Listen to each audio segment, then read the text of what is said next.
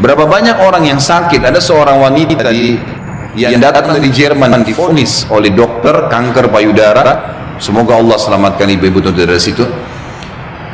Itu divonis oleh dokter, ini sudah nggak bisa, sudah sangat ganas, dan ini menurut medis kalau tidak salah itu kisahnya tinggal 2 minggu umurnya. Maka dia bilang sama suaminya, muslimah kebetulan dan muslim suaminya, tapi tinggal di Jerman. Dia bilang, saya ingin menghabiskan umur saya di Mekah aja. Ini sudah jelas dokter vonis 2 minggu, saya mau pergi ke sana. Suaminya ikutin, 3 hari urus visa, tiket segala, berangkat. Ringkas cerita, dari 14 hari waktu yang divonis oleh dokter, 3 hari sudah habis pengurusan visa dan proses berangkat sama 4 hari kurang lebih. Jadi sekarang tinggal 10 hari. Mulai dia masuk Masjid Haram setelah umrah, perempuan ini sudah nggak ada keinginan makan, dia duduk nangis saja depan haram. Dia nangisnya sebenarnya itu bukan minta disembuhin, dia percaya sama dokter. Dia cuma nangis dosanya yang pernah dia lakukan, dia menyesal kurangnya ibadahnya. Setelah 4 hari berjalan dari 10 hari sisa, dan ini dia akan tinggalkan Mekah hari ke 6 hari dari setelah, dia tinggal 2 hari lagi. Dia pun didatangi oleh salah satu marbot masjid, wanita muslimah pakai cadar. Di Masjid Haram memang ada petugas-petugas wanita ngatur shaf pakai cadar, dekatin dia, tanya dalam bahasa Inggris, kamu siapa, cerita, kenalan lah. Kemudian diceritakanlah kisah dia. Si muslimah marbot masjid ini yang umurnya masih sangat muda tersenyum lalu berkata, wahai saudariku, kenapa kau begitu yakin dengan vonis dokter? Bukankah ada orang yang sehat juga mati? Bukankah juga ada orang yang sakit mati? Kalau ajal sudah datang, Allah SWT panggil pasti mati.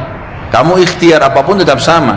Tapi dalam agama kita dianjurkan ikhtiar. Coba di sini di Masjid Haram, selain doa yang kamu lakukan, kamu bisa minta disembuhkan, ada air Zam-Zam yang dijanjikan oleh Nabi SAW, sebagaimana sabdanya, Zam-Zam liman syuribalah. Zam-Zam sesuai dengan niat orang yang meminumnya.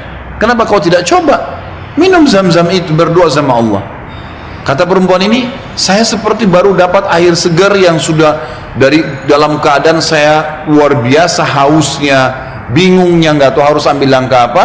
Dia bilang, baiklah kalau gitu. Dia bilang mulai semenjak itu dia minta sama suaminya ditunda beberapa hari pemberangkatan sampai hari ke-13 lah dari 14 hari itu. Dia bilang tiap hari saya cuma minum Zam-Zam, nggak makan, nggak minum yang lain. Tiap hari sambil berdoa kepada Allah Subhanahu Wa Taala. Pasrah udah, apa yang terjadi sudah berdoa sama Allah. Hari ke-13 dari 14 hari itu dia pulang ke Jerman. Dari bandara langsung ke tempat dokter, telepon dokternya, dokternya sudah siapin ruangan ICU, mau dicek segala macam dan seterusnya. Begitu tiba di sana, dicek, difoto, dokternya kaget. Hilang semua, kanker itu hilang total, nggak ada sama sekali. Lalu kemudian dokternya didudukin dia sama suaminya, dia tanya, Anda ini selama 2 minggu kemana saja? Orang ini Nasrani, Katolik dokternya. Dan kebetulan dokter ini sudah lama mau masuk Islam. Hikmah-hikmah yang luar biasa terjadi. Maka dia mengatakan, dari mana Anda selama 2 minggu, berobat ke siapa, dokter siapa, obat apa yang diminum? Dia bilang tidak ada, kami seorang muslim dan kami berangkat ke Mekah, saya minum air Zam-Zam gitu kan. Dan saya berdoa sama Tuhan saya untuk disembuhkan. Kata dia, selamat, kanker ini belum pernah dalam sejarah dokter bisa sembuh, tapi ini hilang sama akar-akarnya gitu kan. Si perempuan tersebut menangis, suaminya menangis, bersyukur sama Allah. Yang anehnya, yang luar biasa pada saat itu, si dokter mengatakan, Bapak Ibu perlu tahu, dikeluarin Quran terjemahan dalam bahasa Jerman dari lacinya. Dia bilang, saya sudah pelajari Islam 10 tahun.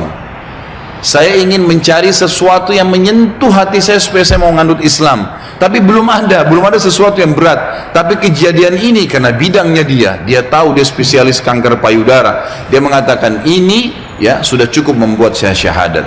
Maka dia syahadat lagi.